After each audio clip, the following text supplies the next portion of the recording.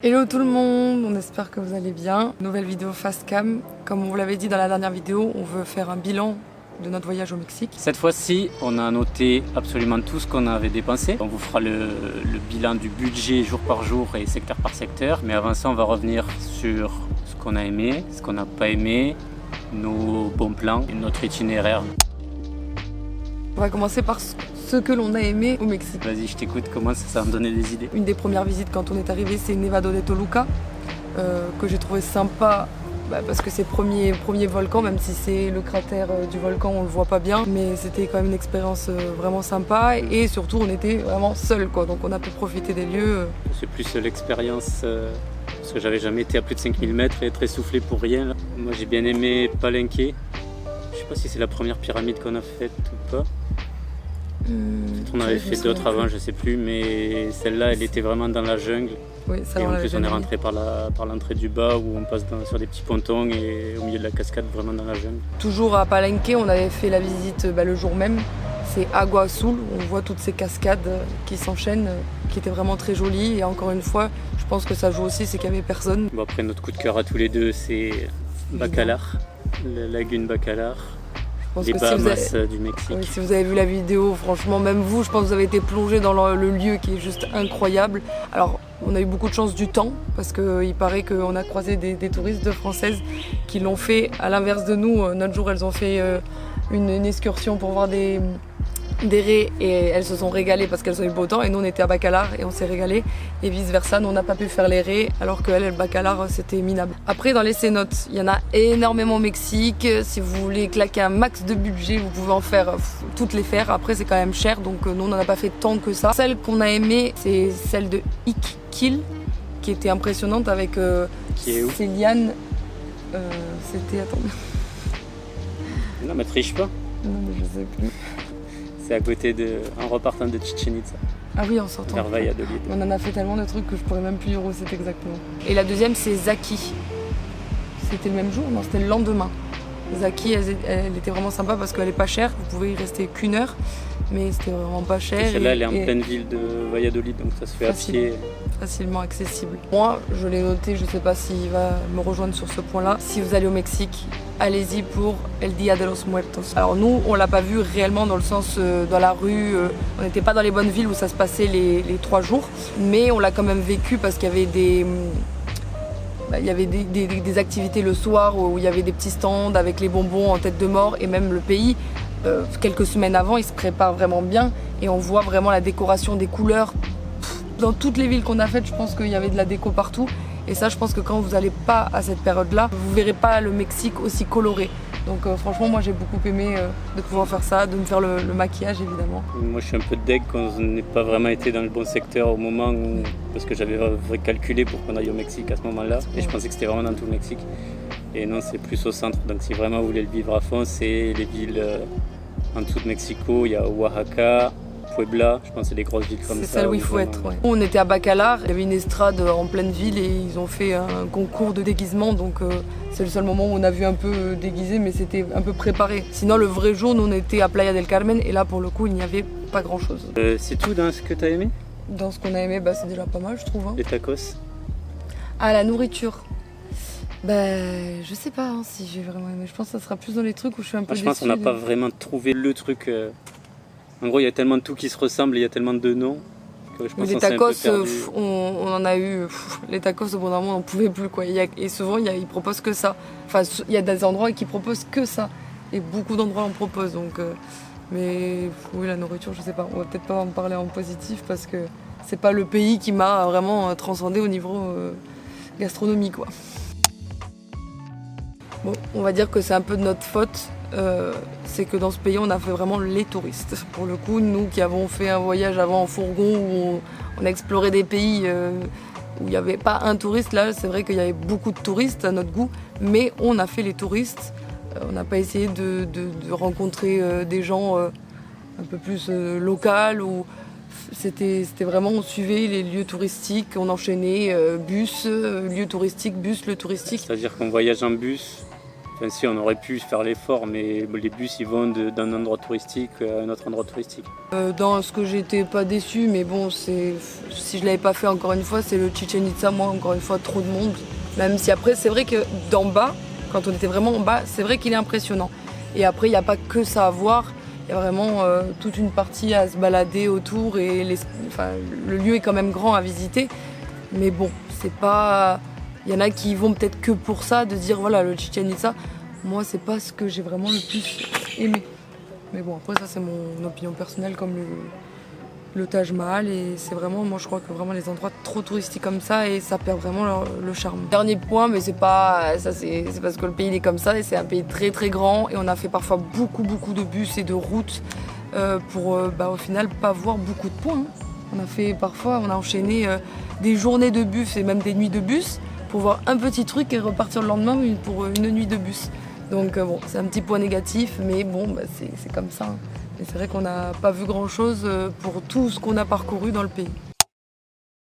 Bon, maintenant, ce qui vous intéresse, c'est les bons plans. On n'en a pas 10 000, parce qu'on n'est pas non plus des experts du pays. Mais pour les transports, d'ailleurs c'est une Française qui nous l'a donné. La plus grosse compagnie, c'est ADO. Et sur Internet, il y a plein de sites où tu peux acheter des billets en ligne ou tu peux les acheter à la gare. Et en gros, il y a le site ado.com, donc le vrai site de la compagnie, où vous pouvez acheter des billets à 50% du prix si vous y prenez 2 ou 3 jours en avance. Donc je crois que même des fois 24 heures à l'avance, on a eu des super prix. Le prix des bus, alors je sais pas si après la pandémie ou quoi ça a explosé, mais moi j'ai trouvé ça vachement cher. On continue dans les économies et dans les bus. Pour les villes où il y a une bonne distance, il y a les bus de nuit qui sont super confortables. Vous avez plusieurs classes de bus, donc il y a les standards, les premiums, les business, premiums, les luxe, il y en a où tu as carrément allongé. Nous on a eu de la chance, dès le début on a fait le top.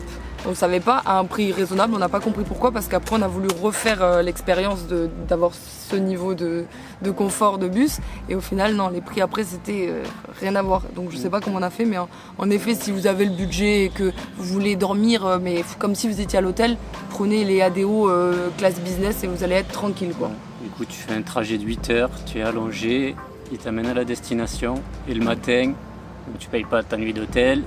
Et le matin, tous les hôtels qu'on a fait, ils ont accepté qu'on rentre dans les chambres le matin, qu'on laisse les affaires. Alors que c'était pas encore l'heure du check-in. Et vous avez des petits écouteurs, la télé, vous mettez bien mieux que dans l'avion quoi. Également, autre petit tips, c'est pour manger pas trop cher, même si en vrai budget nourriture ça allait quoi. Il y a des fondas, c'est des lieux vraiment où tu as de la nourriture typique du pays. Et ils sont souvent en bord de route, facilement accessibles et visibles.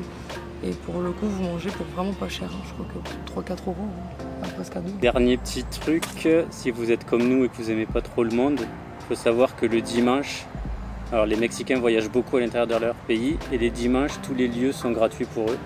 Donc évitez le dimanche. Si tu fais un truc le dimanche, tu sais que ça va être blindé, mais blindé. Donc nous, les dimanches, on faisait ou les trajets ou du montage. Bon maintenant on va passer à l'itinéraire. Si vous avez suivi les vidéos, vous savez à peu près. En gros on a atterri à Mexico et on est reparti de Cancun. Et entre les deux, on a fait ce qu'il y avait à faire. Donc Oaxaca, Puebla, San Cristobal, Palenque, on a fait les cascades, on est allé vers Bacalar. Et là on a remonté toute la côte méditerranéenne, Tulum, Playa del Carmen. On a esquivé Cancun, on est reparti dans le centre pour Chichen Itza. Et après on a fait Holbox au nord, c'est une île. Et voilà, 28 jours. Ouais, ils sont passés comme ça. Alors. On passe aux choses sérieuses, il a pris le cahier et tout. Donc, le budget, on va vous faire par secteur. Je pense qu'on s'en est très bien sorti. Vous allez nous dire en commentaire, mais à deux, je trouve que c'était quand même plutôt pas mal. Alors, faut se dire qu'on est des gens qui ne dépensons pas énormément. C'est vrai, on se fait plaisir, on mange tous les jours dehors. Ça, évidemment, c'est rare qu'on se soit fait à manger nous-mêmes, même si c'est arrivé. Oui, après, on prend mais pas souvent, des restos à 100 balles. Voilà, on reste raisonnable. On prend pas des hôtels à 150 € voilà. non plus. Il faut être raisonnable. C'est sûr que le budget qu'on a, si vous vous éclatez dans des nuits d'hôtel à 70 balles, non. Bon là, c'est sûr que c'est pas possible. On a fait par secteur, on a fait nourriture, hébergement, transport et activités et autres. Première catégorie, donc celle qui nous a coûté le plus cher, c'est les hôtels. Oh, je pensais que c'était la bouffe. On n'est pas loin derrière. Ça aurait pu. Contrairement à notre précédent voyage en fourgon, là on devait payer des hôtels. Bon, on a eu des bons plans quand même. Pour 28 jours, 585 9,73 €. C'est précis tout ça. C'est moins cher qu'un loyer qu'on avait en France. Ouais, en voyageant. En étant à l'hôtel et souvent avec les petits-déj inclus. Inclus, ouais. Bon, alors, sur les 28 jours, on a fait 3 bus de nuit, donc ça enlève 3 nuits. J'ai quand même calculé la moyenne, donc en moyenne, on est à 20,9 € par jour pour les hôtels. Donc franchement, je trouve que ça va parce que c'est vrai Tu vas que... faire un commentaire à tous les prix. Ah bah oui, je vais faire un commentaire bien sûr, je sais ma chaîne, je fais ce que je veux. C'est pour dire, je sais, bah voilà, tu m'as coupé, je sais plus ce que je voulais dire. Allez, ça doit être très intéressant. On passe à la nourriture, tu auras des trucs à dire là. Ah ouais, là, max. Alors, dans la nourriture, il y a resto, courses et tous les à côté, les petites boissons, les glaces. Les chips, les glaces, t'as compris quoi. Tout ce qu'on mange entre tous les repas. Donc là, on est à 554,53 € et ça nous fait 19,8 € par jour à deux. À deux. Ça fait 10 balles, fou. 10 balles par personne. Là, pour le coup. Sachant qu'on bouffait d'or quasiment tout le temps. Mais bon, il y a des fois on loupe des repas, enfin c'est pas une vie de France, c'est sûr, mais bon. Mais je trouve que ça en est bien sorti. Oui, entre les petits restos à 20 € et pour rentabiliser un tacos qui sentait le chien mort à 1 € et voilà. Ouais, je crois que le maximum qu'on ait payé pour un resto, je crois que c'est 25 ou 27. Pour vous dire, hein. À deux, hein. Ouais, vraiment on est raisonnable pour ça. Le transport, il inclut les gros bus pour passer de ville en ville, les petits bus, donc les collectivos, pour se déplacer sur les points touristiques ou de la ville où on est. Je peux rebondir sur un truc? Dépêche-toi. Juste, les collectivos, prenez-les à la place des taxis. Ils sont vraiment pas chers du tout si vous pouvez avoir accès, si vous demandez à des locaux. Ouais. Oui, enfin, c'est galère. Oui, c'est galère, mais c'est économique. Les collectivos, ils nous ont fait rater plusieurs journées de visite. Oui, ils sont jamais passés. Mais nous, on est des trous de balles, bref. Bah, on est trop de balles, on demandait à tous les Mexicains nous mettaient sur le point et il n'y a jamais rien qui arrivait. Mais bon, s'ils veulent du économique, je vous donne un autre tips, quoi. En plus, c'est vachement économique parce que du coup, vous ratez la journée de visite, donc vous payez pas les visites et tout ça. C'est super économique, vous rentrez à l'hôtel. Passez, c'est pas ça. Alors, il y a les taxis. Donc les collectivos, les taxis pour être sûr d'arriver là où tu veux, et les tuk-tuk pour vraiment se déplacer en ville. Ça c'est sympa. Et après j'ai aussi les bateaux, parce qu'on est allé sur les îles, enfin Holbox. Donc pour tout ça on a 461,29 €. Je trouve qu'il est costaud quand même le budget transport. Bah ouais, je trouve aussi. Ça nous fait du 16,47 € par jour. Mais comme je vous ai dit, on a fait beaucoup de trajets. Oui, non, mais sachant qu'il y a quand même beaucoup de journées où il n'y avait pas de transport. Ah, donc, les jours où il y avait des transports, c'était bien cher. Donc dans le 4e secteur, on a les activités. Donc c'est les entrées au parc, plus nous on a les appareils. Enfin plein de fois on les a pas pris du coup, mais ouais, on les a comptés. Et des tours avec des guides et des locations. Location, on a quoi? Des vélos, non, gratuits. Paddle.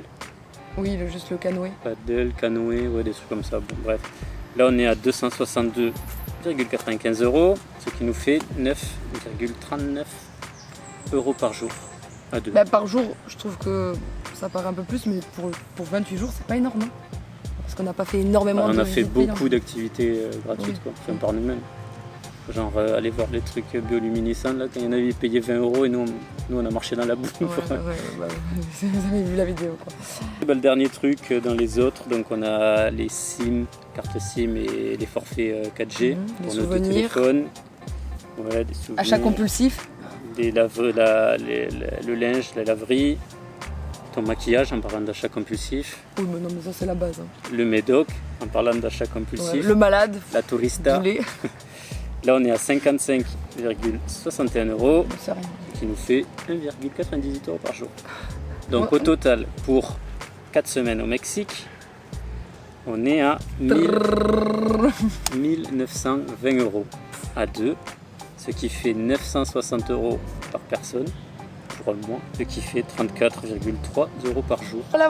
Voilà. Essayez de faire mieux que nous, vous nous le dites en commentaire, genre. Et nous, on se retrouve dans le prochain pays, un peu moins touristique, un peu plus méconnu, où on va devenir des aventuriers.